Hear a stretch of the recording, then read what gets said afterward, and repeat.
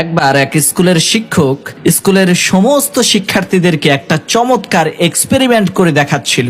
শিক্ষক রোদের মধ্যে একটা ম্যাগনিফাইং গ্লাসের মাধ্যমে কাগজের মধ্যে আগুন ধরাচ্ছিল। এমন সময় শিক্ষার্থীদের মধ্য থেকে একজন সেই শিক্ষককে বলতে লাগলো, স্যার, আমার একটা প্রশ্ন আছে। সেটা হলো, এত বিশাল বড় সূর্যের প্রখর রোদের মধ্যে সারাদিন যদি এই কাগজগুলোকে ফেলে রাখা হয়, তারপরেও এই কাগজে আগুন ধরে না, কিন্তু এই ম্যাগনিফাইং গ্লাসের মাধ্যমে ওই সূর্যের আলোটাই কাগজের উপরে পড়ার কারণে আগুন ধরে যাচ্ছে কেন?